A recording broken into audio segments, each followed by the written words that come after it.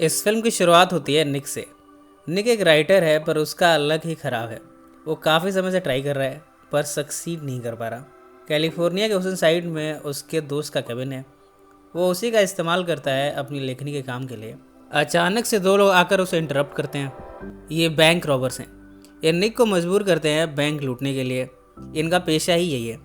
ये किसी इनोसेंट आदमी को पकड़ते हैं, उसे गन पॉइंट पर लेते हैं और इस तरह उसे मजबूर करते हैं बैंक लूटने के लिए। इसके बाद वो उसके पैसे लेकर भाग जाते हैं। पर इस बार निक डकैती के समय ट्रिप कर देता है। वो सिक्योरिटी कैमरा में देखता है, उसकी शक्ल अब कैमरा में आ गई है। निक की ये तस्वीर लॉस एंजलिस के डिस्ट्रिक्ट अटॉर्नी रीरा पार्क्स की नज़र में आ गई है। ईरा का असिस्टेंट है फ्रेड। फ्रेड इस पिक्चर को देखकर जान गया है कि ये तस्वीर तो ईरा के वाइफ के एक्स हस्बैंड की है। अब जब ईरा को इस बात की खबर लगी है तब वो काफ़ी फ्रस्ट्रेटेड है। वो स्टेट का अटॉर्नी जनरल बनना चाहता है। बहुत जल्द उसकी कैंपेनिंग शुरू होने वाली है। ऐसे में अगर ये मामला सुर्खियों में आ गया तब ईरा के इमेज को धक्का पहुंचेगा। इन सब को सोच कर वो काफ़ी अपसेट है। ईरा की वाइफ है ग्लेंडा। ग्लेंडा काफ़ी खूबसूरत है। पास में उसने निक से शादी की थी पर वो रिश्ता चल नहीं पाया और फिर उसने उससे डिवोर्स ले लिया और बाद में उसने शादी की ईरा से। पेशे से वो खुद भी लॉयर है। मोस्टली वो पब्लिक डिफेंडर का काम करती है। उसका ड्राइवर है चेस्टर। उसके साथ वो मिलकर वे क्लाइंट जिन्हें रेवलेशन की ज़रूरत है उनकी हेल्प करती है, उन्हें जॉब दिलाती है। आज कोर्ट में लंबी ड्यूटी के बाद वो घर पहुंची है। तभी उसे एक बुरी खबर और दूसरी अच्छी खबर मिली है। अच्छी खबर है ईरा के अटॉर्नी जनरल की कैंपेनिंग शुरू होने की, और बुरी खबर यह है कि ईरा ने उसे निक के बारे में बता दिया है।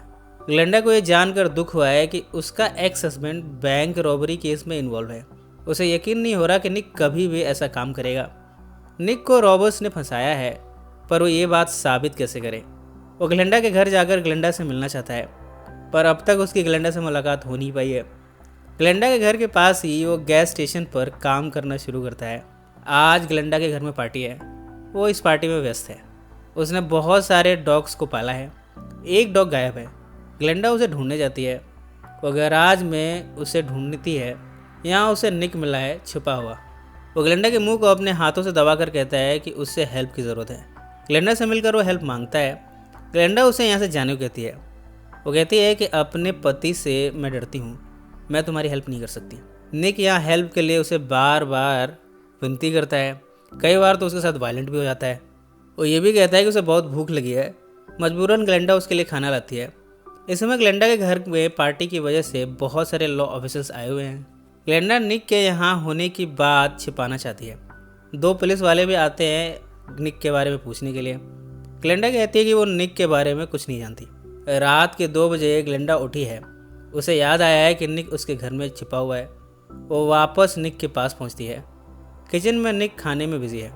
ग्लेंडा निक से कहती है, मुझे यकीन नहीं होता तुम बैंक भी लूट सकते हो। निक यहाँ बताता है कि वास्तव में उसके साथ हुआ क्या था। वो बेकसूर है। उसे तो कुछ बदमाशों ने फंसा दिया है। निक के कई बार रिक्वेस्ट करने पर ग्लेंडा उसे हेल्प करने को तैयार है। आज की रात उसने गैराज के ऊपर वाले गेस्ट रूम में उसे रहने दिया है। सुबह उठकर ईरा गैराज के ऊपर वाले गेस्ट रूम में आया है। वो यहाँ सफाई कर रहा है। निक बेड के नीचे छिप जाता है। ग्लेंडा दौड़ते हुए गेस्ट रूम में पहुंची है। यहाँ ईरा अनजाने में निक के उंगलियों पर पैर रख देता है। यहाँ काफ़ी कॉमिक सीन क्रिएट होता है पर ईरा को निक के बारे में पता चल नहीं पाया। वो चला गया। बाद में निक ग्लेंडा के साथ चुंबन क्रिया करता है। ग्लेंडा भी उससे आकर्षित है पर वह उसे यहाँ से जानू कहती है। ग्लेंडा की मेड को यकीन है कि इस घर में कोई तो चोर है। वो उसे मारने को ढूंढ रही है। ग्लेंडा जब कार में है तब भी वो निक को यहाँ छिपे हुए देखती है। वो उस पर गुस्सा जताती है। वो कहती है, तुम मुझे ज़रूर मरवाओगे। रात को जब ईरा सो रहा है तब ग्लेंडा गेस्ट रूम में निक के पास जाती है। निक कहता है कि उसे पुराना टाइम अक्सर याद आता है जब दोनों साथ में थे। दोनों यहाँ चुंबन क्रिया करते हैं। इसके बाद दोनों यहाँ जिस्मानी संबंध भी बनाते हैं। अगली रात जब ग्लेंडा ईरा के साथ जिस्मानी संबंध बना रही है तब वो नोटिस करती है कि बेड के नीचे एक कोई है। वो बहाने से देखती है निक यहाँ छुपा हुआ है। वो ईरा को बहाने से यहाँ से भगाती है। इसके बाद वो निक पर गुस्सा उतारते हुए यहाँ से भागने को कहती है। दूसरे दरवाजे से निक यहाँ से जाता है। इस तरह जैसे तैसे ग्लेंडा निक के यहाँ छिपने की बात को छिपा रही है। वो उसकी हेल्प करना चाहती है। ईरा को थोड़े ही समय में पता चल गया है कि निक वास्तव में गुनहगार नहीं है, उसे फंसाया गया है। ये सारी जानकारी उसे अपने असिस्टेंट से मिली है पर फिलहाल वो अपने कैंपेनिंग पर ध्यान देना चाहता है। आज उसने अपने घर में पार्टी थ्रो की है। गवर्नर ऑफ कैलिफोर्निया उसके घर आ रहे हैं।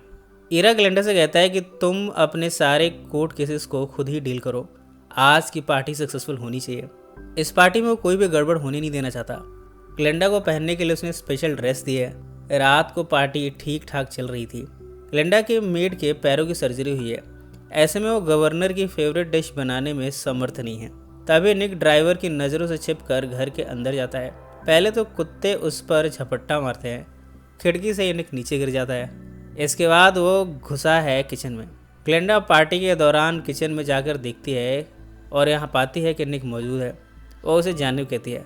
निक कहता है कि जब तक तुम मेरा केस सॉल्व नहीं करोगी, मैं यहाँ से जाने वाला नहीं हूँ। वो उसके साथ चुंबन क्रिया करना शुरू करता है। ग्लेंडा उसे पुश करती है पर निक नहीं मानता। इसके बाद दोनों यहाँ चुंबन क्रिया करते हैं। जाते हुए ग्लेंडा उसे यहाँ से भागने को कहती है, पर निक बड़ा ढीठ है। वो खुद ही खाना सर्व करने लगा है।